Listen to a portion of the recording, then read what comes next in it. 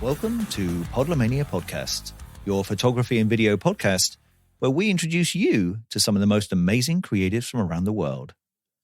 I'm your host, Wayne Johns, and I'm here, as always, with my good friend, buddy, and co-host, Jake Hicks. Man, that's one hell of a smile you got on your face today. I just these intros, man. I'm just reading the notes. I'm just looking forward to it. I'm just looking forward to the intro. Looking forward to the intro. Yeah. Yeah. Okay. Yeah, true. So, man, I was going to say, how you been? Obviously, you know, we talk at least twice a week now. So, one word, I know you have been cold. Freezing my bottom off. Yeah, absolutely freezing. Yeah. I can't even feel my toes anymore. It's bloody cold over here at the moment, mate, isn't it? It's so cold. Well, we've had snow on and off here, which is, Yeah, I noticed the snow that did fall here is still frozen on my decking. So in the house, nice. Yeah, always nice to have some free trip to involuntary hospital. Involuntary ice skating as you walk out the back door. It's great. And my studio is so cold. It's so cold at the moment, obviously, which is where I'm recording. I don't think I've ever seen you wear a jumper. Like, this is, I mean, True not fact. to get too much into our personal life, but I've never seen you wear so many clothes. What, a jumper over top of my t-shirt? Yes. True fact, though. True fact. I remember when we used to do, live like demos and photography shows together. It could be dropping snow outside, and I'd still have a t-shirt Still on. a bloody t-shirt on, you nutter. Yeah. True fact. But yeah, it's so cold. I mean, I was working outside this morning doing some bits of DIY, and when I went out this morning, it was minus 1 degree Celsius out there. It's like when you're using power tools and hand tools, they're so cold. So cold. There's people out there working in colder temperatures going, you bunch of pansies. I know. We shouldn't whinge. Yeah, shouldn't whinge. Hey, there we go. We're only whinging because our guest has got the polar opposite of that. So yes. Yeah, we can see, I guess, now, and he's in a t-shirt enjoying the warm weather. He's squinting through the blinding sunlight. He's just warming his soul. Yeah, another true fact. There's a lot of true facts in this one today. So, man, anything exciting to tell our listeners before we dive into the show today? Oh, I'm just gearing up for the final release, the big emergence after lockdown. Oh, okay. I wonder where you was going with that. I know you were. I quickly corrected that. It was just when I just try and keep this PG, Wayne, if we could. I know. It just when you emphasised big release, mate. No. But yeah, so lockdown's coming up, so we're getting back into the whole workshops and jobs and that sort of stuff. So booking some shoots and. I can't wait to start shooting again in the studio with other human beings. I know what you mean. Yeah. I see lots walking past my windows, but that's about it. You know what I mean? Yeah. But yeah, it'll be nice. Yeah, we tend to dive into the COVID and lockdown in every episode because it's daily life at the moment, isn't it? But there we go. We won't go into it anymore. But and next week, our guest, my friend, our guest.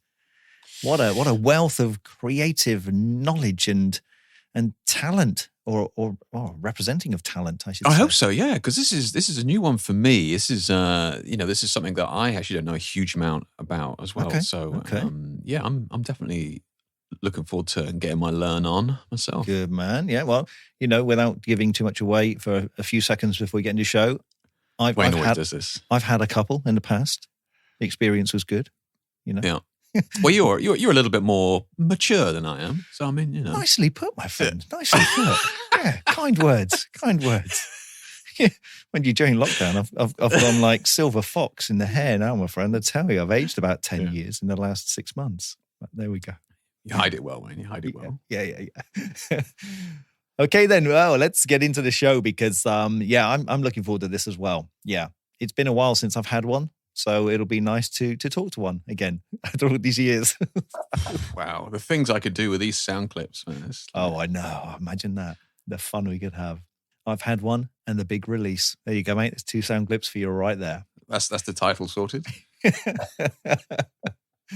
Okay, folks. Well, welcome to episode 43. Now, before we get into describing, I guess I'd just like to let you know that you can subscribe to Podlomania on all the podcast players. We go out on over 35 podcast players in the big wide world. Or you can go over to podlemania.com/subscribe, just so you don't miss out on any episodes that are coming up with our amazing guests. And of course, our biggest podcast player is Apple Podcasts. So if you like the show, don't forget to give us a like, subscribe, and share. And just to push the boundaries a bit more, if you'd like to help keep the lights on at Podlemania Towers, as Jake likes to call it, over on our website, we have podlemania.com/donate, where we set up a little page because somebody asked us to, where you can buy us a cup of coffee if you think we're worth it. So you can either go through PayPal or buy us a cup of coffee site. And even if you want to donate $1 or £1 or $100 or £100, even better, we'd really appreciate it. It's 2 coffees. 2 coffees each, mate. Brilliant. Okay, well, today we're going to be talking with John Sharpe from Sharpe & Associates, who are agents that represent some of the most amazing award-winning creative commercial artists who create still and motion imagery for the advertising, entertainment, design, and publishing world. They've been in the business for over 30 years, and they work with some of the most top creative agencies in the country and handle everything from commercial photography to creative retouching, moving image, and the more complex world of CGI. We're going to see if we can find out what an agent does, how they work, what they do for us creatives, how they handle our clients, and how do you go about getting yourself an agent in today's world? Jake's interested in this part, aren't you, mate? I just want to say, John, welcome to the show. Thank you very much. Happy to be here. Yeah, we're looking Pleasure forward to have you, this. John. Yeah, welcome. We're looking forward to this. Most people don't want to talk to reps, so this is really refreshing. Well, true. Yeah, that seems to be the norm nowadays, doesn't it? For sure. Always has been. Always has been, yeah. So, John, where are you based? Just tell our guests, because obviously me and Jake have mentioned it without mentioning it. Where are you based? I am fortunate enough to be in sunny Southern California, Los Angeles. Been here for the entire part of my career. We did have an office in New York for about 10 years, and but I'm here in Southern. Nice, yeah. It's actually where we want to be right now, funny enough. But lots of people do. This time of year, everybody wants to be in Southern California. Yeah. So, John, the first question of our show, which is the same as we give all our guests, for our audience, how would you describe yourself and what you do? Professionally or personally? Well, we'll go professionally first. We can do the personal stuff afterwards if you want. The big release got me thinking. I'm thinking big release. Just try and keep it on track. I'm tall, handsome. Oh, wow. There's no video on these, right? No. Sure. Yeah, you signed the NDA, right? Yeah, cool. Yeah, right. So I would say that I am probably more involved as a creative person. I'm a musician. I like to write. I like to draw and do things on the creative side of my own things for personal passion. But I have gotten deeper into my clients' businesses and my artist business from that standpoint in the past than I think most reps do, because I love talking about concepts. I love talking about solving problems, creative problems that come up. And my artists over the years have grown to trust my insight, and we bounce ideas off each other. We used to do a lot more editorial work in the old days, and back then it was a lot of creative concepting. Anyway, so describe myself. Am I doing the right thing? I'm not sure if I'm on the right track here, guys. Yep. You do. Yeah. From a business standpoint, I'm an incredibly transparent person. I try to instill a sense of trust with my artists, and I let them know what I'm doing for them and what I'm not doing for them. And likewise with clients, I'm pretty straight shooter, and I enjoy long-lasting relationships with my talent, as well as good relationships with my clients or their clients, because they know when they ask me something, they're going to get a straight answer. And if we're not appropriate for a project, I'll let them know. And if there's something that comes up that needs to be talked about, I'm the first to bring it to the fore. So transparent, blunt, honest, creative, and I like to innovate. We've done lots of things over the years as an agency that we were the first to do, and I'm pretty proud of those things. And it's status well throughout these years. I don't think you can do a bad job and still do it 35 years down the road, which this will be our 35th year in business. So. Yeah, 100%. So what was your career path to where you are now then? How did you end up being an agent? What drew you to that profession? I got interested in advertising because of psychology. And when I was still in college, I was fortunate enough to have a really, really experienced both academically, but she'd had 11 or 12 years in an agency prior to coming to teach marketing and advertising at the school I was at. And she encouraged us to get an internship. So I got an internship through that. It was awarded an internship, then spent time in an agency between my junior and senior years of college, which turned into my first job. And I was a marketing background. So I'd studied marketing and I became an account executive or assistant account executive in my first job. So I stayed in the agency side of the business for about 6.5 years, and changed agencies, moved out to California with an agency that was opening up out here. And had some experiences that made me realize I didn't want to be the president of the agency. That was the long term what I would have ended up doing. And I enjoyed the creative end of the business way more than the account management end, the client management end, because it's a thankless, difficult, and challenging position. So I gravitated toward the creative end of the hall. As an account executive, I was the only one that I know of that would go into at the time we had a post-production studio, and they had all these VHSs at the day, from all the production companies. And I would watch director's reels during lunchtime just because I loved the visuals. And so that's sort of my background. Then I got to a point where we had some changes at the agencies that I realized that it wasn't a long-term path for me. And at the time, I'd met a rep at a photo shoot for my client and liked what she said about her job. And I was ready to make a break and try something on my own. So it was kind of a natural thing. My wife and I both were at a turning point in our careers. We quit our jobs and we went to Australia and New Zealand for several months traveling. And when we got back home, I had made a list of reps that my art director friends at the agency thought were worth talking to. And it just so happens the first one I called needed somebody to come in, and that was that. And I ended up buying him out the next year because he was transitioning he was getting in the real estate business. So he was repping he was sort of repping and sort of putting his money out there, one of these guys that does credit card, buying homes and moving things around. He needed somebody to actually do the repping for me because his artists were probably wondering what was happening. So the deal was I was going to make a certain percentage he was making 25% commission. I was going to get 10% of that, or 10% commission.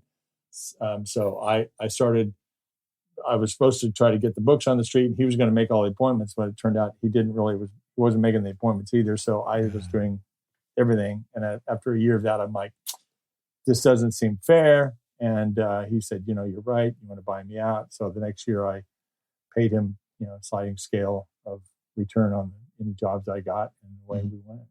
Nice. So that's how it all started. Nice. I like it.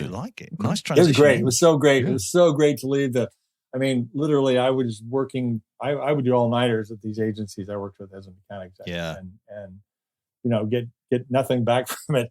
The first week I took the books out, and he repped mostly illustrators at the time, and they were pretty much working. They're all working, which is great. It was like I got a stable of eight artists that were out of school and working consistently, but they were kind of blue collar. There wasn't anything special about the group. Most of his business was local because he focused on friends, and they used his talent, and it was an easy thing for him. For me, when I got into it, the nice thing about it was I took the books out the first week and I got a job, right? I got a job for one of the talent, and it was like, wow, I put money, I put effort in, I got money back. It's like, it's so great. that we could quit early and go over and have wine in his backyard at 4 p.m. No one watching what we're doing. So what a result. Yes. Yeah. Nice. Yes. Nice journey, man. Nice journey. That's what a fun ride you've had over the years with that. It's been amazing, actually. How do agents work with agencies? There's a question that our listeners will be interested in for sure. You mean agencies agents working within an agent agency or with an advertising agency? With an advertising agency. Sorry. Okay. Yeah. With an advertising agency. Yeah. When I first started this business, there weren't art producers back then. There was actually one agency in the West Coast that was the first, and it was years before they started, that position became prevalent. The art production side of and it's now kind of morphing into creative integrated producer, that sort of thing, where they're doing some motion and some stills. So, they have become our primary target in terms of building relationships and our marketing. Although I was thinking about this morning, before producers were on the fore, I worked directly with the art directors. I would call on the art directors. They would sit down and look at the work with me. And if they had a project, they'd say, "Hey, I've got this coming up. You have anybody for this?" I was like, "Yeah, I think I do." There was no internet at the time. So I'd bring books over and sit down with them and actually look at comps with them. Yeah. So we're on the same page from the get-go about what the job is about, what they wanted. And, as the production side of things got more complicated and it became this new position, which is, largely people who were either wanted to be a photographer and couldn't make it, or they're an art student and blah, blah. There's a lot of young people in the position that don't have a lot of experience. So it's become one step removed from, that's one step removed from the actual creative person who's making the decision on who's going to work on this job. So it's become more complicated, but we do market to everybody, but the art producers are the folks that we try to build the relationships with primarily. I mean, once the doors open and there's art directors in the studio, we try to. I mean, 20, 30 years ago, agents were very prevalent, and I would say that there's maybe less agents now. And I'm talking specifically from the photographic world. I'm sure maybe other industries completely different. I'm just speaking, personally. 20, 30 years ago, pretty much everybody had an agent. Less so now. Do you mind actually explaining to some of our listeners who may not be familiar what an agent actually does? Like, what is the process? What's the benefit of having one? Why wouldn't you have one? When is it a good time to have one? What is it that you do for your photographer, let's say? Well, I think to your first point, you're right. There are fewer of us. I think that the communication dynamic has changed in terms of the business. Like I said, when it was in the old days, have an opportunity to speak one-on-one with the art directors and have relationships. As the internet came on and people were able to look at work without having somebody actually physically there, they can shop for jobs. And I think back to Wayne's question earlier about, our relationship with agencies, I think the folks they keep a short list of folks that they're comfortable with, agencies that they're comfortable with, rep agencies that they're comfortable with. And they cycle through these people whenever they have a job. I don't think they have the bandwidth to actually keep all the opportunities or all the options out there close at hand. But the tools of getting the searching, and there's groups of forums that the art producers use to throw out a name and ask, anybody know about this person, or does anybody have anybody to do this specific thing? So it's gotten more. It's gotten harder for reps to actually get in the door. Where in the old days, that was kind of our biggest thing. We have the relationship with the people at the agencies. We're going to be able to get their time and their attention. Yeah. So your work's going to get seen because I'm John Sharpe, by God. True. That's what they come to you for.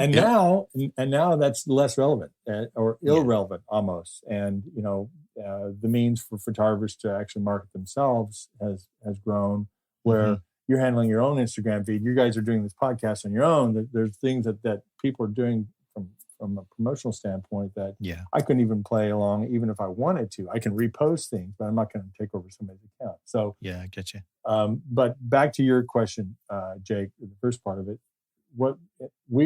I look at myself as a marketing arm for any of the photographers that I deal with. So I help them. I help them position their work within an agencies for any specific jobs. Like I actually am involved in the treatments. I look at the treatments, and in fact, I've written treatments before, depending on what was going on. So we are the marketing and sales and big brother, father figure in my mind to my talent. So as I said, I get more involved in their business than I think most reps. because I've always had a boutique approach. I've always had very few talent per rep in my group. So it's not like one of the bigger firms that's more of a factory. But, coming up with marketing ideas, working on portfolios, deciding what's going to be shown, how to present ourselves. Once there's a job, there's an opportunity, work through with the talent in terms of what the treatment's going to be and how we position ourselves. Then, based on relationships I have fostered over the years with the people that are buying the art production people, I think it puts you in a position of getting more information, and information is super helpful for anybody positioning themselves. So you are essentially helping that individual to market themselves then, in terms of how they, like the type of work they display, or like what, are you saying, look, you need to, like maybe if we narrow down your portfolio so it's not so broad, maybe we could, maybe get more work in that regard? Like, are you advising from that regard as well? I mean, to a lesser degree now, because I've been with, these talent have been with me, the two artists that I'm still repping have been with me quite a while. And we've kind of gone through the sort of what direction they're heading and what's working, what's not. In terms of promotion, I would be involved in deciding which images we're going to use for promotion and how we're looking at trying to help them find designers. Over the years, I used to promote the group as one. I used to, one of my first things that was a big idea that worked out really well was Gap at the time was doing these celebrity campaigns where they would, shoot the celebrities it was just a fashion shoot. It was just a beautiful fashion show. I think Matthew Rawson was shooting it. But it became a thing in the celebrity world, like to be in a Gap ad, it's like these people you'd see these people and they weren't paying them huge money at the time. I thought, wow, if we could do that with like designers, because our business is primarily designed at the time. We're doing a lot of annual reports and corporate collateral, that sort of thing. And so I was able to convince the top designers of the day to do our promo piece. And we do a promo campaign for a year. The consistency was that every year it's going to be a totally different thing, entirely different. And it's going to be a clean slate for a designer to use to create, and we're going to get the production value. It's going to be high. And so they knew they're going to get great pieces out of it. We did that really successfully. First year we won tons of awards, tons of exposure. Next year, and it became where the designers are calling me saying, hey, when's my turn? Nice. So that was really cool. But go ahead. You're about to ask. So that is interesting because some people, may look at agents and go, well, they just take bookings and then they just take a slice of the pie for getting a booking. Like, I'm too busy to take bookings. They're doing that. But what you're saying is that you're looking at design trends and things that are going to be popular, now, but also moving forward. And you're actually able to try and target and extract that out of your own people that you're representing as well, to try and put that work forward, which is obviously going to put you in great stead for both of you, right? So, you're actually adding a lot to that whole process then. Yeah, I have to say, I had to caveat that with, that was probably, we did that campaign that I started, that was probably 10, 15 years ago that started it. And there have been other things that I feel like from a marketing standpoint, I've been an innovator, which I'm not sure, I don't know how all the other reps work with their talent. Sure. Totally different relationships all the way around. I convince my talent to everybody pool their money, and we do a bigger promotion. And I was very focused on the type of talent that I wanted to have in my stable, as opposed to being, having a car shooter and a food shooter and things that didn't quite go together conceptually. I had for a long time conceptual shooters that were all doing something very stylistically that was unique. And back then, before everybody had the same toolbox, it was a post-production technique that they used. The way they processed, one guy used projection in his imagery, so it was all this very tight in terms of genre. Yeah. So it enabled us to do a really tight promo campaign that was unique in terms of the way it was presented and the way it was produced. But it wasn't like I was trying to promote, a cat food shooter to people that a car shooter would want to talk to. So that really helped. That's changed. It's really interesting that you've that you're so invested in the people that you represent that you're actually saying that you're actually helping to fund some of the promotional content to be able to to shoot, to put forward. Is that what you're saying to me? Yeah. Wow, okay. In the days of yore, I mean, we used to spend $60,000 a year on print promotion. Yeah. Okay. That's a big budget. And that is. So we would divide it up. I would pay 25% of because I get 25% of all the fees. True. Right? So okay, that's your fee. I pay my piece. It's like, I have skin in the game. So I pay my piece of it, and we would do some really cool stuff. And I'd find a designer. We did several things with paper companies because they needed promotion materials, so they would hire this particular designer. That designer would bring them along to us, and we would concept and do a cool promo thing. Yeah, we've done some amazing promos. And I think that's important for our listeners as well, that they may not understand, what an agent or a rep, as it's known, does, is that they will. An agent or rep will also help you with your portfolio and what you're displaying, because as photographers, we may like our own work, but we're not always the best judge to what should be displayed to the right clients. And I know that, I've had agents in the past, which was, just for those listening, I've had a couple, that was my statement, in years gone by. And, I put things in my book or my books because, we used to have more than one. We used to have editorial and fashion and beauty, and you'd have 3 separate books to go out to, to rep out.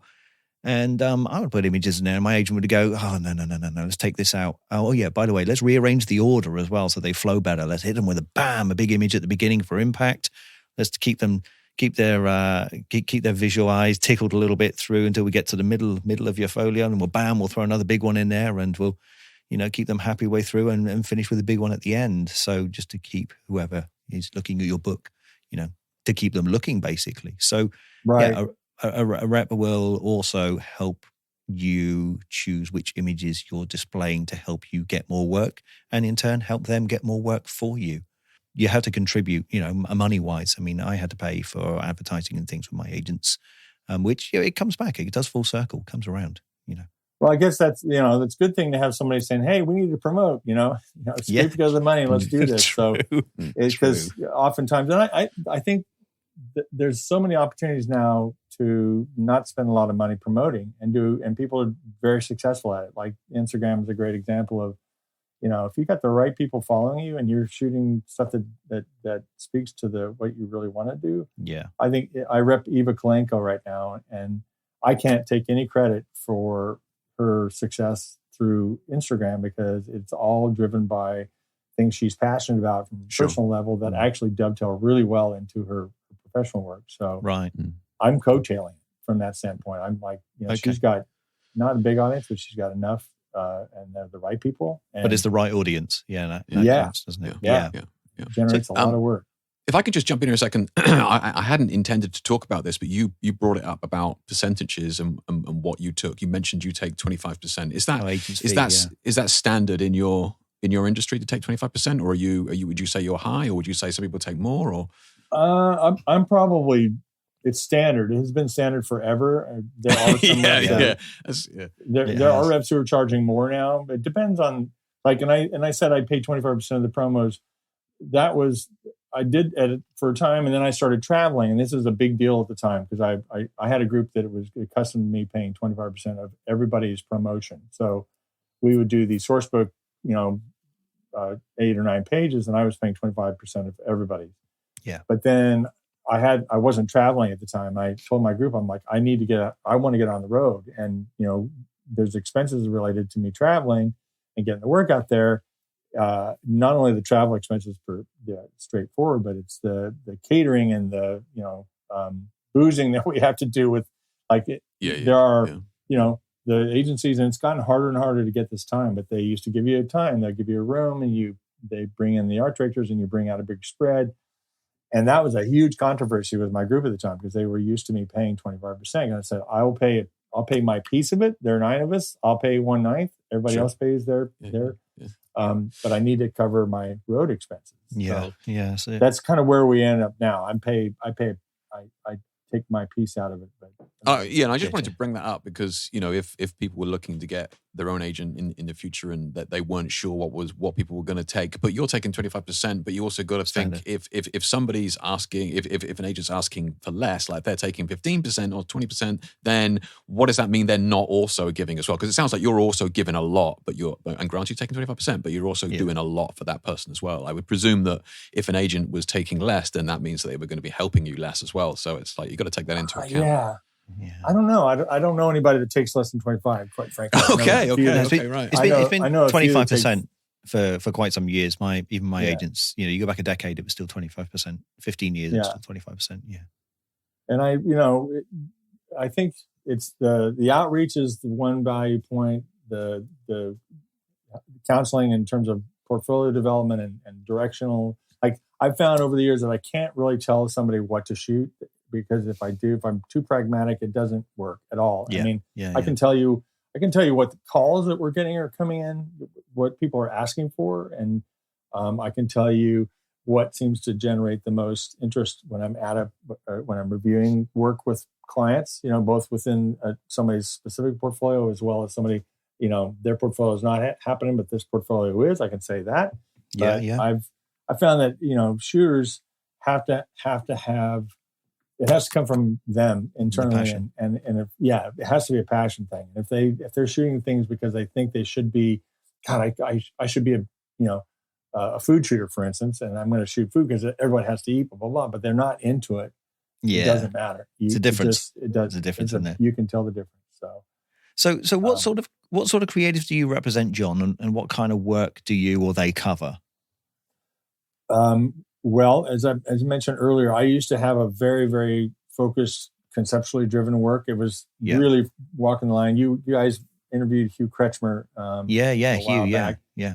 His work actually set the bar for what I became as an agency. When he first started working with me, he was shooting these kind of looked like European film noir, still lifey. His rep was beauty fashion, so he was shooting stuff that was kind of related to that, but it wasn't selling, and she wasn't getting. He was frustrated, and so he jumped to me, and then he literally shortly thereafter he did this personal test where he was working with tires that had been on the roadside. Somebody had a blowout and left the rubber on the side of the road. He was doing these sculptural still lives on a light table where he was shading with a pencil. This is really cool. And I looked at it and he was kind of creating this Bauhaus sort of feel with the way he used the pencil on the surface. I'd never seen anything like it before. And I loved it. And I started showing that, and people were like, this is fine. This is amazing. I want this for our first job was A&M Records, and they saw that and they wanted it for record cover. So he became his deal. He was doing these amazing, complicated idiot savant stuff that you like. It would take him all day long to get one piece of exposure. He'd expose it 25 times to get one Polaroid, or so literally all day long. It took a week per image, but we were killing it. People just couldn't. So that sort of, I'm like,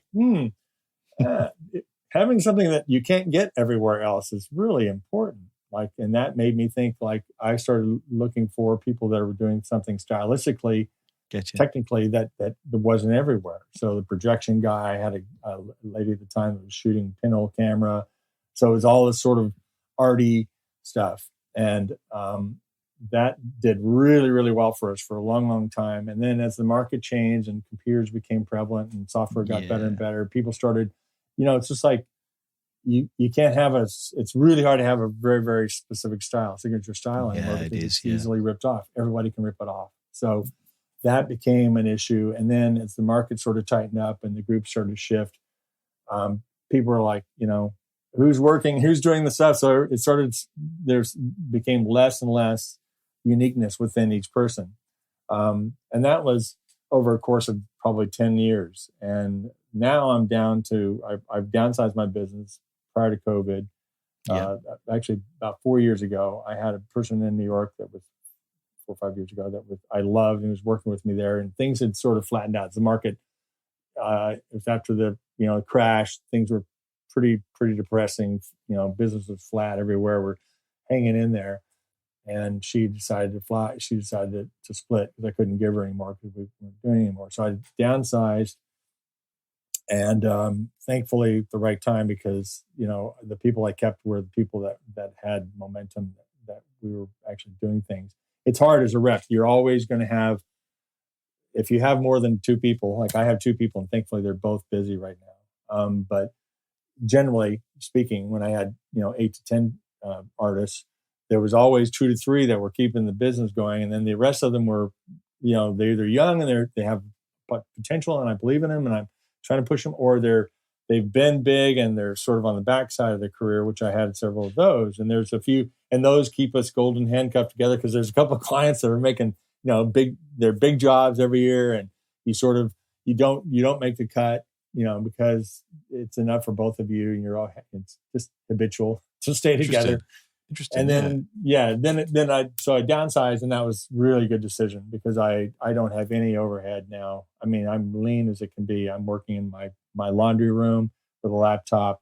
I've got 2 talent. I don't have any employees anymore, and I'm probably doing better financially than I ever have.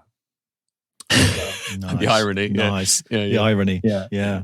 Amazing. You mentioned about having, your talent having these unique looks or styles and that sort of thing. I mean, what else do you look for when considering to represent an artist? And maybe this is in past tense, because maybe you're not looking to take on anybody else now. But if you were to start again, what would be some of the key things that you would look for in an artist to rep? You're right about not looking anymore. I'm sort of like, these two know that they're my studios that are going to ride to the end. But when they're done with me, I'm done. So, but formally, a rep would look at a talent and go, "Are they marketable?" That's the fact. But also, I still look at a lot of work, and I recommend people. What I look for, and I think all reps look for, first of all, is like, can we market this? Mm-hmm. And how does it? Because we're aware of what's going on in the marketplace in terms of imagery and what's happening, what people are asking for, what's moving through, what we're making money with. And I'll look at a book and I'll go, this is really, really cool, but it's so far away, or it's like, it might be somebody I would take on because I think it's absolutely phenomenal. I would take them on. But I'm looking at it from a how's it fit in the group? Can I make money with it? Can I build their business? How much upside is there? What are the, if it's applicable, like I know, Wayne, you're a fashion shooter. I don't do anything in the fashion world. So that's an automatic, I can look at that work and I can appreciate it, but I can't open fashion doors for people. But you don't have a little black book of fashion. Yeah, gotcha. Yeah. And that, I think that's important for our listeners, is that, different agents and reps represent different types of work. So you can't just go to any agent and go, "Hey, I'm a car photographer," and it's like, "Oh, well, brilliant. I'm a baby rep." You know what I mean? It's no good coming to me as a car photographer if you're a baby rep. Yeah. But beyond the actual imagery, like obviously, let's say they take great images, beautiful shots, and to be honest, if they don't, that's not going to change overnight anyway. But is there anything beyond the actual, pure photographs that you look for? Like, do you need to speak to them? Do they need to have communication skills, or do they need to have business skills? Or you like, look, if you take great images, I'll do the rest. Like, what do you need from them? No, I think the personal side of things is extremely important, almost as important as making great imagery. Because if they're, I've worked with people that were incredibly talented artists that it didn't last very long in both cases, because I was mopping up after them after every project. They would piss everybody off that was around them. Yeah. I know those guys. And when the agency has to mop up after us because their clients pissed off, that so it's that sort of thing. So very dangerous. I also feel like I want people that trust me. I want people that, and I typically, when I start a relationship with a talent, I don't have contracts, and I never have. I write a letter of agreement basically that says, "Hey, I'm going to do this. You're going to do that. Here's where I'm going to rep you. I expect to be exclusive, blah, blah, blah." And we don't have any signatures. It's just like, this is what we agreed to.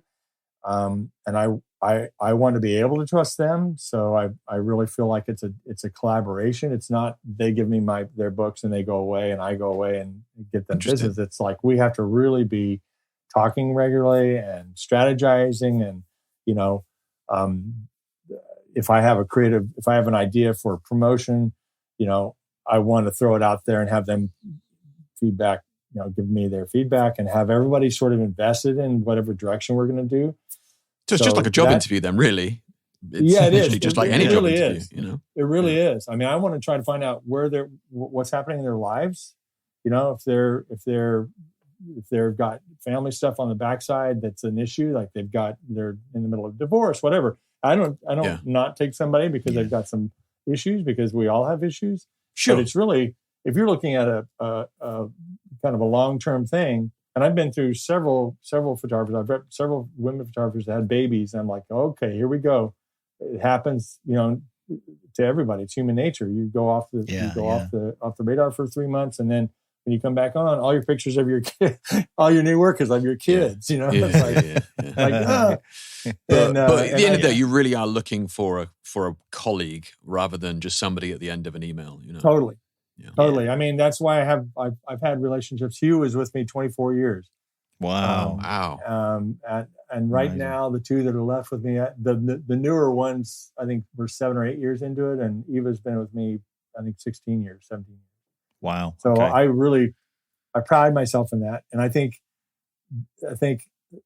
what I do when they first come on, it's like, and especially if there's somebody in the days of yore when everybody had, multiple reps and reps were much more prevalent. They'd come on with their experience, their past experience. They're like, well, I want to keep all these house accounts. I want to do this. And they're not trustful. And I'm like, I'm fine with that. You keep all your business. I don't really want anything unless you need me. And then pretty soon they need me. In other words, they keep their house accounts, but they realize right away that it really makes sense for us to be involved in any negotiation, estimating that things like that, because it takes a whole lot of load off them that they would normally have to be dealing with besides shooting. So, and it ends up, I never wrote it down, but it ends up being like, after a while, they're like, just deal with it, So yeah, that's a question we got coming up that supports what you're saying now as well. Actually, we got a question about that. So that's cool. I mean, to me, it's all about relationships on all sides. It's like, if you trust me and I'm honest with you about what I'm doing on your behalf. And in the old days, I used to do call reports. I used to let everybody know who called. Every month I'd issue what sales calls we saw, what calls came in. It's gotten much more hard to track down the calls because where they're sourced now, although I do try to keep track of it. I don't do the reports anymore, but I think people need to be able to trust each other. And I think that's the biggest thing with reps and artists. I hear a lot of people like, I don't know what the hell that person's doing during the day. Yeah. And likewise, if you're not working, I want you to be brainstorming on something that we can do together as promotion or something you can shoot on your own to create new work. Because if there's not buzz, you have to have new things to create that buzz. Yeah, I was about to say, when you used to do all the call reports, you definitely wouldn't want to be the photographer that look at that call report and you only had like 2 or 3 calls, would you? You got to change things up when you're having not very many. Cool. I think that's the thing. The market, it's a really challenging sales position, and it's a challenging business from the standpoint of it's really based on taste first and foremost. So things that evolve, that changes no matter what category you're in. Things kind of swing back and forth about what they want their work to look like, and so it's impossible to predict what's happening next per se. I can tell you what's happening now, and everything's authenticity. Like real people, real light. It feels authentic, and I mean I'm talking my world, maybe not fashion world, but that changes over time. So when things aren't working, like when things with Hugh slowed down, the market had shifted to, and that's what's, I think, a big problem with what's happening in the advertising business right now is this, this disposable sort of orientation that people have because of digital media and the amount of content they need to keep the beast fed really takes it really has reduced the willingness to pay for craftsmanship and the take the time to do it right. It's, how much can you get done in a day? Yeah. And we know that unfortunately creates a very disposable sort of thing. And it's a real challenge. Yeah, we know that far too well, that people want 3 days work in a day now. Oh, and with video as well. Yes. So how do you deal with a client or an ad agency differently to how we would if we were representing ourselves? Probably not at all. Not differently at all. I think, I think the art producers are probably more apt to tell a rep something that they might not want to hurt your feelings with. So they'll tell you, they'll tell me, like I just heard a couple of days ago, we're bidding on this thing, the CGI job, and we're not the first, we're not the recommend, like we know we're not the agency's pick, but they need a set of numbers. So I don't know that they would have said that directly to the talent. Yeah, right. And I'd rather hear it. I'd rather know that. I'd rather know that, don't spend an inordinate amount of time dealing with this, because it's you're not going to get it anyway. Yeah. But in terms of the actual interactions between them, that's probably the only thing I can imagine. I mean, I imagine with you guys, if you're not reps, when you have a job that you bring a producer in, the producer handles your budgeting, and I don't know if you present the estimates or what, but normally when we have a production, we'll bring in a producer. Yeah. They will work. I'll work with them to build a budget. Then I will use their numbers as backup in as the cover page with the fee related stuff and the their usage and all that stuff. I'll send that to the client. So if you're on your own, I don't see that'd be the same thing, I would imagine. Yeah, unless you haven't got a producer or you don't use one, then hey, you're on your own now. I can't imagine doing things without a producer. No. I mean, once you started working with production and you get some good producers, you realize like how much of a load they take off everybody's plate. And they are outstanding. Yeah, if you've got the budget to use them, then absolutely, no question, they are phenomenal. Take away so much. Are you guys? I mean, are things in your world tight enough to where you're not being able to bring in producers on your jobs? I've had a lot of jobs in the last few years that I haven't not even remotely close to having a producer. Yeah. Oh, sadly, man. I mean, where I think that's probably we're headed that way too. I mean, and at the same time, we had this thing in California, AB5 just passed.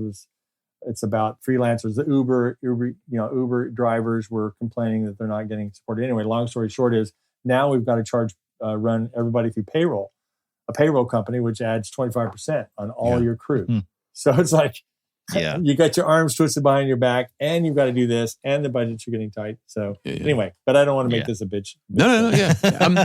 So just getting back onto it then, how should a shooter like me or anybody else, how should they go about getting an agent? I think the first thing to do is sort of do your research like you would for your own clients. Find out who's out there that is in the same vein that you are in terms of the same arenas. So they're and I would ask my clients for recommendations if they know of any reps. Like if you're working with an art director, an art producer at an agency, who they think highly of, and you'll start hopefully hearing some names that come consistently. But I would look at their stable and see how do you fit. If there's somebody that's doing exactly what you're doing, you're either going to get the crumbs or you're going to not get the attention. So I think that's a really good tip about asking the creative director on a shoot, because you're already in that circle. If you're working with the creative director that's already doing a shoot that you're involved in, that means that you should already be in the same circle. So I think that's a really good tip. Actually, I like that. Yeah, and for sure. And also be realistic as well, isn't it? If you have no commercial work under your belt or campaigns, but you're hitting one of the top rep agents, you're probably not going to get in the door. Pretty much, right? Would you say, John? Yeah. I mean, they're gonna be looking at you as how can they want to help you, obviously, but they're also looking at you from a business standpoint. Can they make money? Of course. It's business. So I'd say the time to look for a rep is when you're busy enough that you can't market yourself consistently. That you've got some house chicken before the egg. You're generating you're already generating income, and some reps demand that you give that to them. Most reps probably won't. They'll let you have your house accounts. I was going to say, like most of the ones I'm aware of, it's like unless you've got like a regular gigs, then we're not really bothered. And over here in the UK as well, I know a couple agents, a couple of reps over here that, even if your work is in line with what they're doing and you are the right type of photographer for them, they have a bar, they have a minimum limit. So they might turn around and go, hey, if you're not pulling in £500,000 a year or $500,000 a year already, we're not interested. Don't come to us. Yeah, because as you say, it's like, are you busy enough to need an agent? And it's like, well, that's the chicken and the egg, isn't it? It's like, well, I can't need an agent to get big enough, to get big. It's like, it's a tough one. It is, but I think you have to have. I mean, it depends on the direction you're taking your work, but no one can survive on editorial work. And no.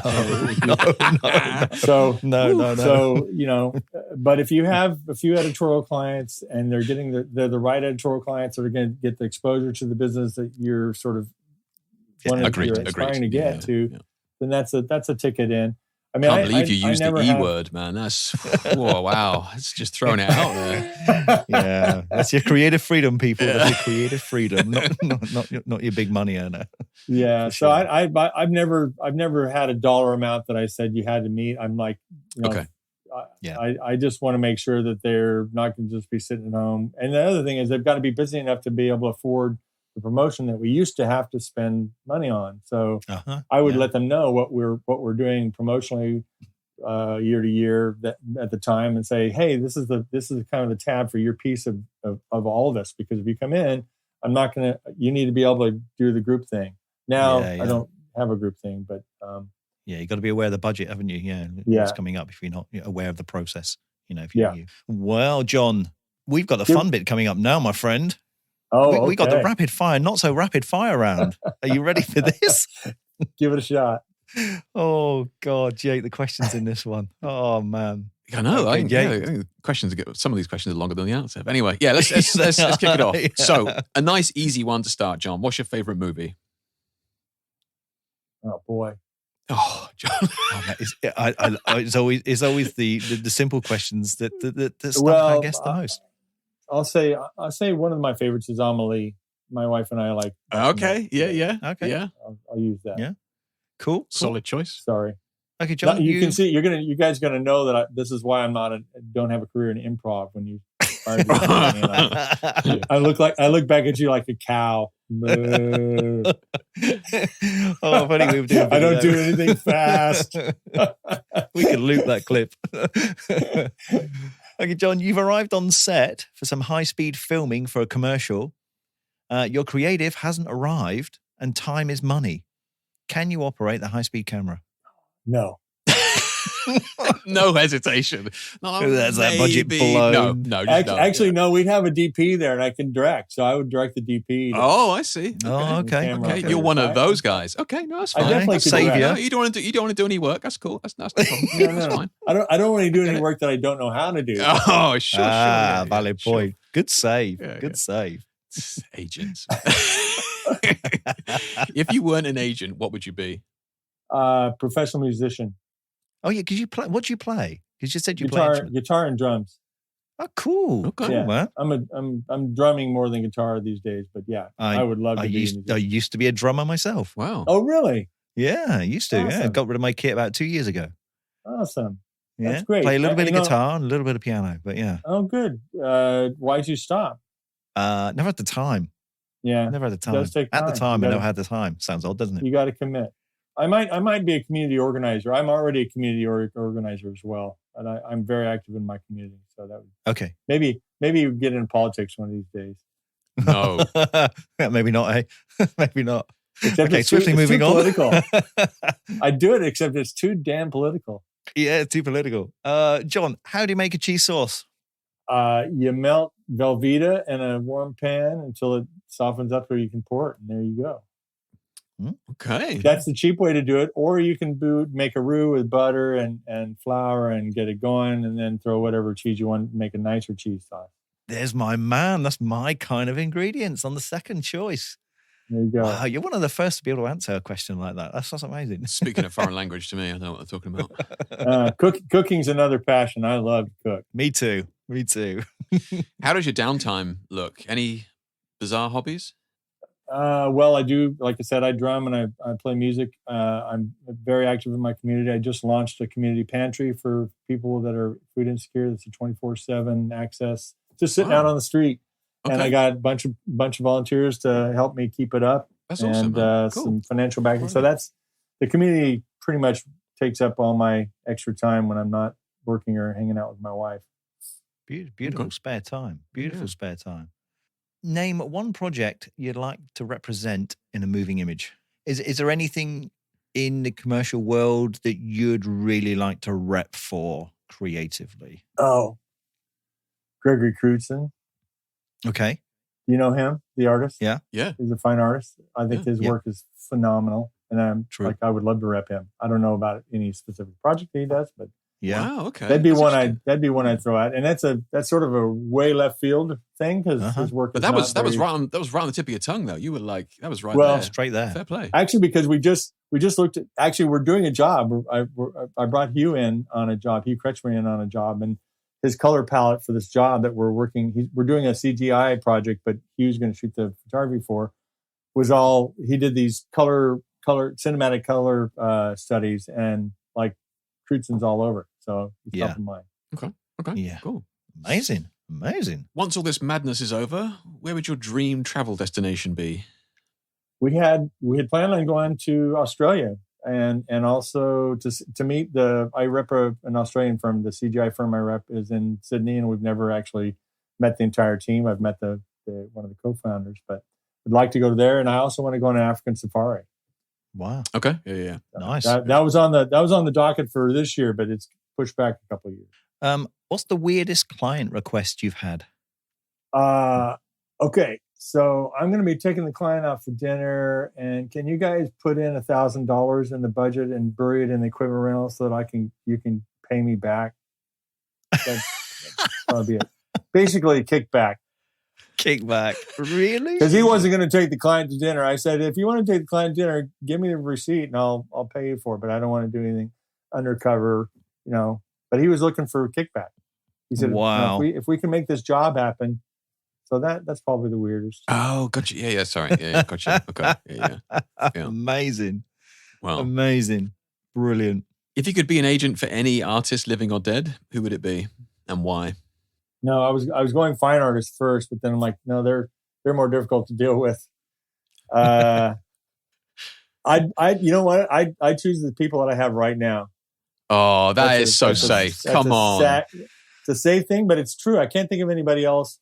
I'm not in the market of, there's no artist in the past that you think, do you know what? That would have been living fun. or dead. That would have been fun.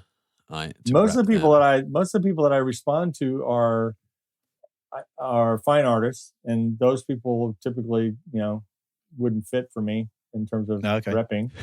So yeah, I'm trying to find an escape shoot. I can't think of anybody else. I'm sorry, Jake. Okay. Good result. Okay, final question. Question number 10. How many unworthy photographers have approached you to be their agent, and has some of the work that you've seen been really bad? Yeah. Yeah, and you see a lot of it at these portfolio reviews. There's organized by different groups that I've participated in over the years, and there's some people that I have told you're really not ready for prime time. You need to go take some courses, figure this out, find somebody that you aspire to, and work with them. But yeah, there's a lot of that, unfortunately, and I think people tend to have unfortunately a jaundiced view of how good they are, and because it's really hard for people to tell other people that this kind of sucks. It's I'm not sure if you know or not, but I've got 300 likes on Instagram for this. Like, I'm actually pretty good. That's exactly it. Yeah. That's exactly right. So yeah, it's unfortunately more common than you'd think. But I think the people that are still working, still out there, this whole pandemic and the tightening of the market, all this stuff is taking out the fat. I mean, I don't get it as much as I used to in terms of work that's not really appropriate. No, I bet you're glad about that for sure. Well, John, you'll be pleased to know that is the end of your rapid fire, not so rapid fire round. And in all honesty, mate, that was actually quite rapid compared to previous episodes. Really? Wasn't it, Jake? Yeah. Well, I mean, some of the questions you bailed out on, but that's fine. We won't mark you down for that. You know, that's fine. Yeah. That's cool. You know, I'm horrible at coming up with celebrity names or coming up with you wouldn't want me on your Trivial Pursuit team for sure. I suck. Love it. Yeah. Oh, brilliant. Okay, right. On with the questions. Oh, that was fun, that one. Now, I see you represent both motion and stills for your clients who you rep for. Has that always been the case? Or how has the world of motion and CGI work compared to the stills industry for you now? Yeah, it's not been that way all the time. It's in response to what the market needs, and that is now that motion is part of every job almost. Yeah. Some piece of motion, whether it's video or it's cinematograph or it's some stop motion sort of thing you're doing. We've responded to that, and it wasn't really intentional to me. I didn't really want to get into repping motion. Yeah. But at the same time, I want to be relevant to my clients, so it's worked that way. Fair play. Speaking of relevancy, then, I mean, how do you see the future of shooting in advertising? Like, some of the CGI work on your site is amazing. Like, arguably looks like the real thing. Will we still need a camera moving forward, or? That's a good question. I quite frankly, I think it has impacted the still industry because CGI has gotten so much better. Literally, when I first started repping CEA, the company I'm repping, and this was, I'm guessing 7 or 8 years ago, the quality of what they were able to do with food, with some types of food, it's nuts. It just looked fake. Now it's real. Like it's real. Unbelievable. So for shooting food in motion and something you would have to spend a lot of money and shoot, a high-speed camera and not have me on the art director flow of fluid or whatever, you just have them take what you get and retouch it. I don't see why you do anything differently, because especially changing things. Packaging. Yeah. Like, most of these companies already have the CG models for the packaging to begin with. So some of the work's already been done, and automotive is the same. Like, we've already spent millions on getting this car crafted. It's already been crafted in CGI already. We already have the model. Like, do we really need to shoot it? I definitely think those categories are going to be forever impacted by CGI. I don't know that it'll ever totally replace them, because art directors, I agree. Creative people like the boondoggle side of being able to go on a shoot. It's fun. And of course it is. Advertising has gotten less fun over the years. So that's interesting. Okay, true. Okay, so we need more parties on set, is what you're saying, and we should be okay. That's all I'm taking from that. Yep. Make it fun. Gotcha. But it is, like you say, it is getting just so good now. And I mean, I'm looking at 2 images on your website. One of them's a cow sitting on a seesaw with a bag. Looks like a bag on the other side. It's very small on my screen. And the other one's a sheep. We know that's not shot in a studio. So it's like, And I've seen some of your CGI stuff on the website as well, when you go through and see the CGI layups, when they're all matte images before they're all colored and put into process for advertising. Phenomenal work. The CGI Thank stuff. you. Yeah. I'm really fortunate to have formed this relationship with these guys before the pandemic, because as the pandemic hit, everything shut down. And then CGI became pushed to the fore, because you couldn't produce anything any other way for a while. So creating stuff from scratch made sense. How has social media affected your role as an agent and representing creative artists? I feel like it's made me less relevant, because I think there is an opportunity for artists to build an audience for their Instagram feed and their social feeds that I don't really play a role in creating, in terms of what the content is and how often they publish and whatnot. And if you do it the right way, you can actually build a decent amount of incoming calls, interest from it. And I've seen it happen, and I've been, as I said, I've been involved with Eva Kalenko for a long time, and she was the one that started the Instagram thing, and it's really paid off. It's been incredible. Not that we don't still market and we don't still call and whatever, but you have people that actually are opting in, as opposed to me emailing somebody out of the blue and saying, "Hey, we just did this. Look at this." It's like, no, they actually want to look at they're looking at Instagram feed every time they pause. Do you think people are getting picked up more from Instagram now? I mean, you must know sort of art directors and creative directors and that now. I mean, we know that they do look through Instagram for creative talents and social media. Are you aware of it yourself, that people are actually trawling through Instagram to find perhaps a new creative to represent just one campaign or something they've got coming in, rather than using an agent or a rep? Anecdotally, yes. I've heard that talked about, and I've heard people talking about specific campaigns that people use. Yeah. Instagram to find talent. I mean, it makes sense if you are using it as a resource as a directory per se, and you can hashtag and look for specific things, and then within that you find people. Then you link back to their site.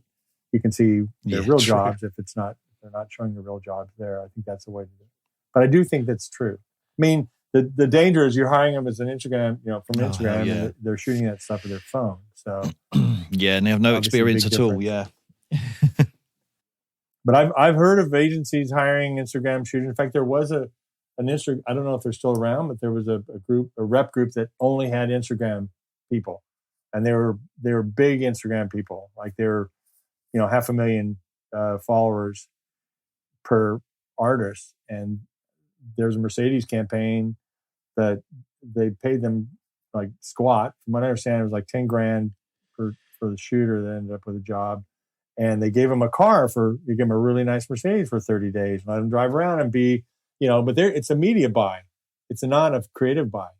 That's crazy. What a great story. That is, I always wondered about these Instagram shooters. I'm like, I wonder because if they're not experienced or know how to price position themselves in the market and that sort of thing, are they getting paid well to do it? That's fascinating to hear that from you, I must say. I would say, probably not if they're, and this was through an agency and a repping agency that repped Instagram shooters, but turns out, I mean, this was early days of it, but if you think about it in terms of the agencies, ad agency's perspective, it's a media buy. They're buying eyeballs, so they're buying for very, very cheap amount of money. They can get lots of people looking at it because this person has. But it's a Mercedes ad, man. I mean, the bill could have been 10 times that. No, Jake, I have to say it wasn't. I don't know if I don't think they used it for print. I think it was. It was just an Instagram campaign. But still, that is the new print. That is the new print. You can't say it's not valid. That is the new print. So it shouldn't be. I know of one car company, and I will name them, name and shame, if you want to call it name and shame, and that's Polestar, who make e-cars, electric cars. With the new technologies, they did the same thing. They put a big branch out for photographers in Germany and other neighboring countries that, hey, have a car for like 2 weeks and just shoot it however you want, just give us the images afterwards. But give us your feedback. Tell us what you like about the car, what you don't like about the car. And photograph it as best you can in your own style. Yeah. I think it was about €800. I think the payment was for that or something. Yeah. Wouldn't even cover the fuel. Yeah. It's a shame, but that's the way it's working. Yeah. Sure. Interesting. That is interesting though. Yeah. Yeah, indeed. Can you tell us about a nice, juicy campaign you really enjoyed working or representing and getting involved in? Yeah, the one that comes to mind is it's a primarily CGI campaign that's called for TBWA Shy Day here locally. And it was a global campaign for a company called Esri. And Esri is a data analytics and data gathering company. And they use the data to help you, all these different industries. So everything from shipping to forest management to managing air traffic control, that sort of thing. So they actually were looking at doing this straight photography. And I can't remember who the shooter was, but it would have been a huge job for them because it was global. They had all these industries they wanted to cover. And they just couldn't get the price down to the point where it made sense for them. So we got called after they'd been through a bunch of rounds of trying to make this work. And there was a sign that's a neon sign called "See What Others Can't." That's the name of the headline. So that we designed this sign, the look of the sign.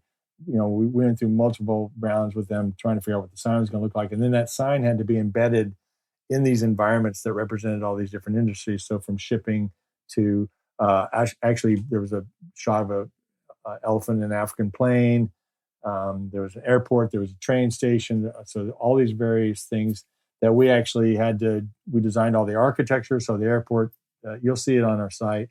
There's an airport with air trails coming in the sky, and you're inside the terminal. We designed the entire terminal. That's all CGI.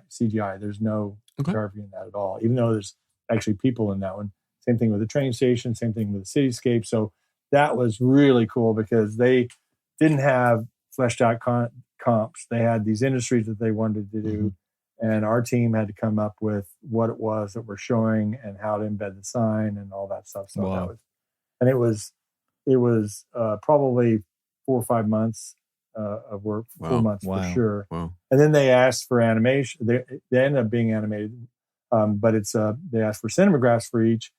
And the cinemagraphs are more like full-blown animation. There's super sophisticated. The forest fire is one of them. If you see on our website, that's quote unquote a cinematograph, in that it loops, but it's got video footage, tons of info that's composited in, and that's the thing I've seen slide. There's been mission creep on a lot of parts of the business that don't really benefit us. Cinemagraphs are one of those areas that used to be, when they first said cinematograph, it was like you got a still image and then you got a little smoke coming up from the candle, something like that. Now they say cinematograph, but it's way more involved. Hey, what do you mean, John? I'm still making those kind of cinemagraphs. I still think they're groundbreaking. Our clients haven't learned that. Our clients they expect almost full blown animation. So I think we're going to get there. I think we're going to get the budgets back up to to sort of compensate for the time involved. Beautiful. But anyway.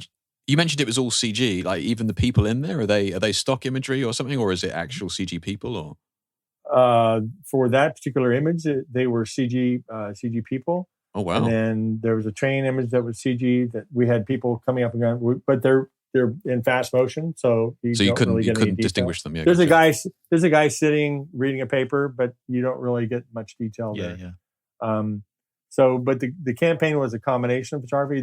The CEA, the company that did the CGI work, worked with local photographers to shoot some of the elements. Like we had a cityscape that we had to shoot some of the buildings, and then we built some of the buildings in CG, put it all together. So there is some photography. Okay, some amazing stuff on there. I just got it in front of me now. It's just stunning. Earlier on, John, you spoke about what you can offer, the people that you represent and helping them develop their portfolio and ideas and that sort of thing. But really, it's the little black book of contacts that you have that is the real power that you can offer them. How are you getting those clients? Are they clients that you've had for decades now, or is it like how are you getting new clients in? A lot of them are people that have been around forever. Because I've been around forever, so I've got long-lasting relationships with. I got long-lasting relationships with a whole slew of people that I definitely circle through and knock on their door to see if they got anything going. Like I said earlier, I think a lot of people. Those people have us on a short list, and I feel like since COVID's hit, people are going back to the people they already know, and they trust. Agreed. They trust, and it's easy, and they don't have to sell too hard because there's not enough client time. So all that begets more work for the folks that have clients that they worked with before. Unfortunately, it's not great for new business. So we've done some new we're getting new business, but the majority of the work we've done since COVID has been repeat clients for the most part. Within an agency that we're plugged into really hard, or within a specific client.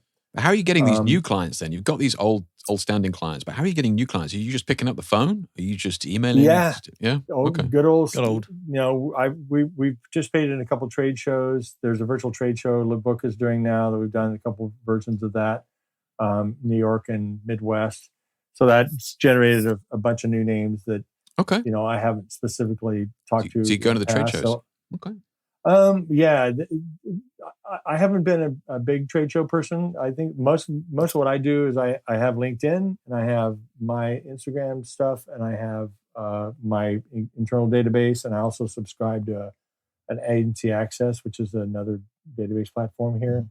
So I cycle through that and basically update my records if there's new people coming.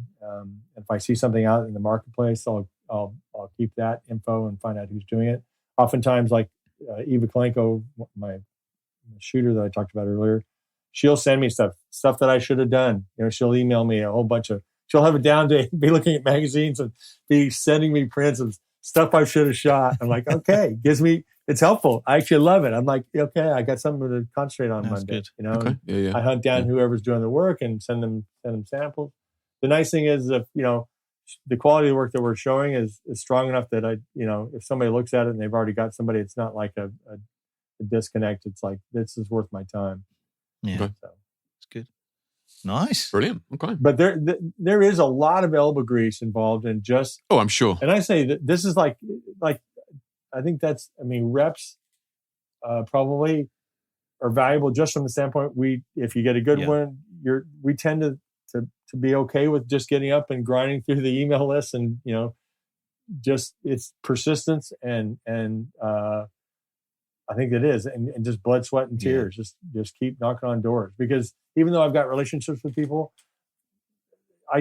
they don't necessarily answer my emails when I see them, they're great, nice and dim, but I'm just another incoming bit of noise, So it's really you just got to stay at it. Yeah.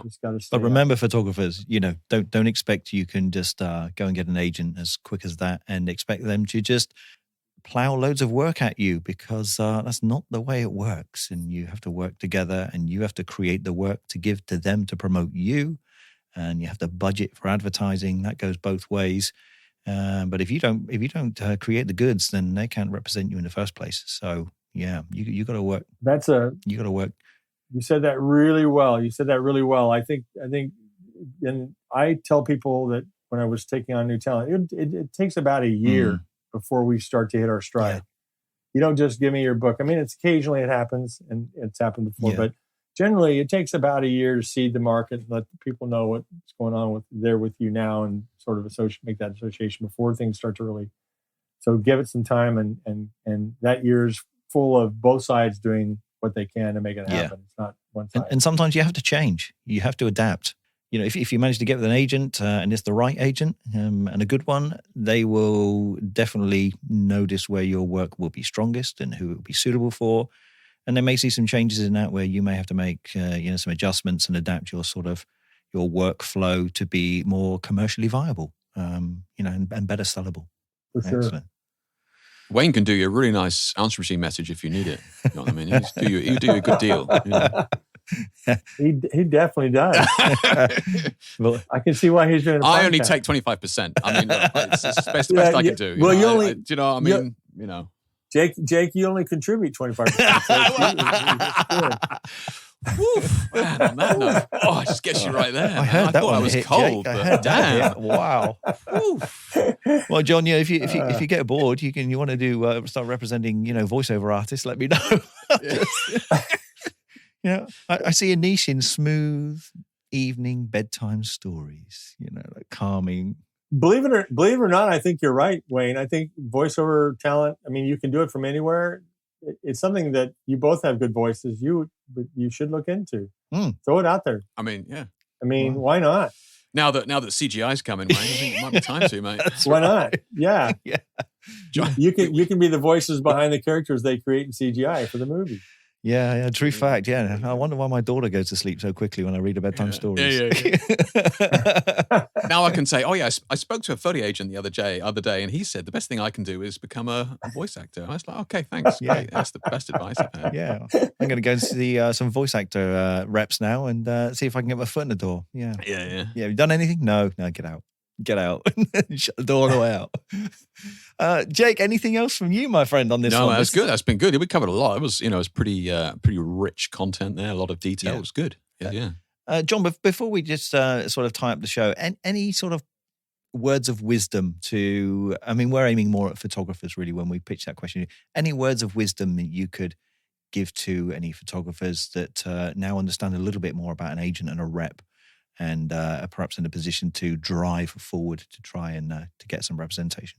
I think my biggest thing would be to try to find ways to keep the passion that you had when you decided you wanted to be a photographer. What I've seen over the years is people go to school, if they do go to art school, and they get out and they're super passionate. They're doing all this crazy stuff because there's no rights or wrongs. They're trying to explore and all this stuff. And then if they do start to get into business, the business ends up grinding, and they end up losing some of the passion, or if not all the passion. It becomes much more pragmatic. I've got, if you can find ways to be creative and if you're a people shooter and you're COVID now, you're fine. I've seen some people here shooting still life that never shot still life before, just because they're stuck in their home.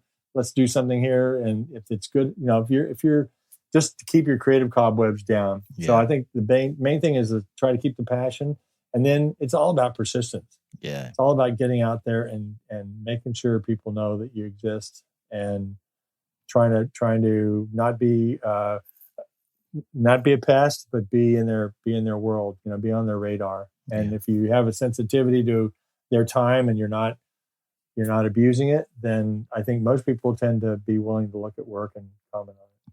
Yeah, good advice. But any photographers out there, I think another little bit of word of wisdom is, remember, the more time you spend looking at other people's imagery on the likes of Instagram or Facebook and all the other crap that's out there, and I'm going to put that out there, the more crap you look at, that's less time you're spending creating work that you should be creating.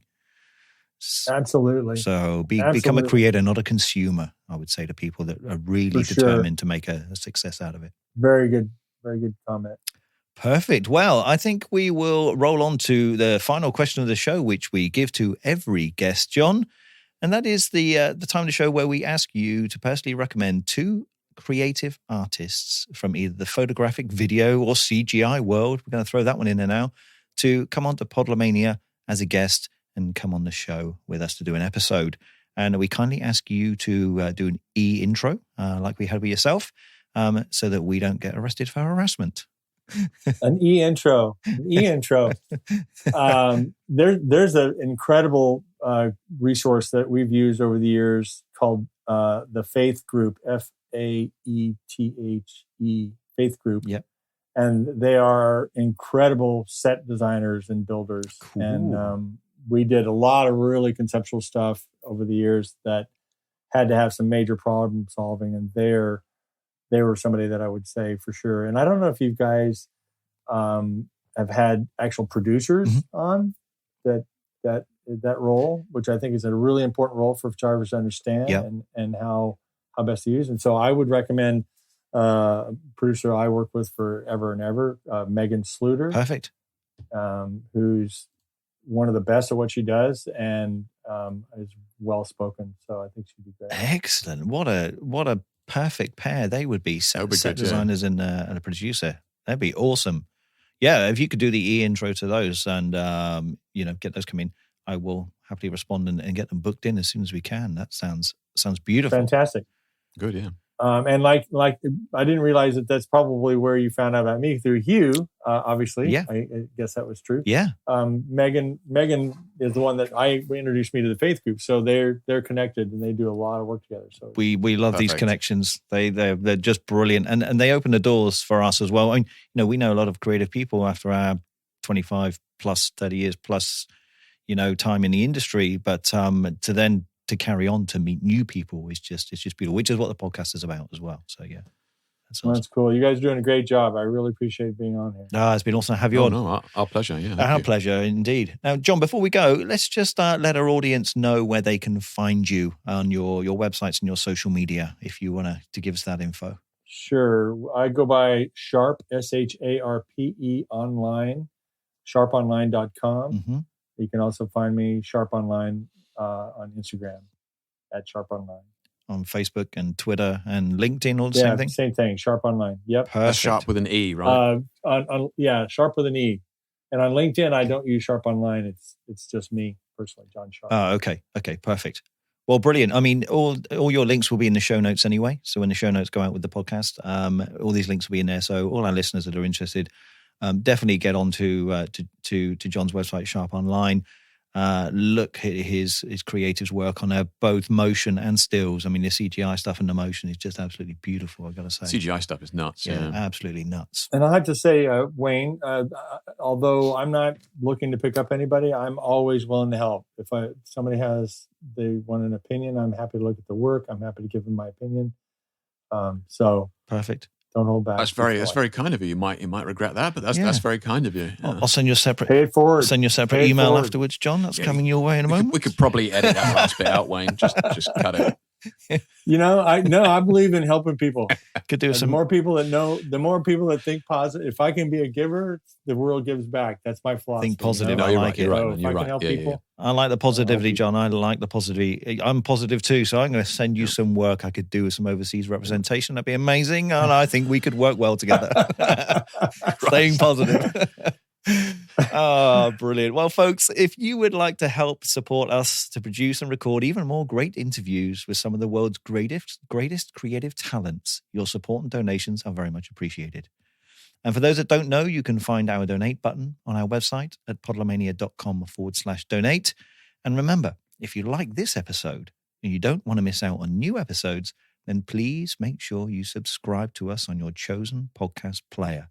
Don't forget to like, subscribe, and share. And if you have the time to leave us a comment, that would be much appreciated because it does help us in the rankings. And remember, you can also go over to podlemania.com/subscribe, where you can look at the blog and things that we put up there and be notified of everything that's coming your way.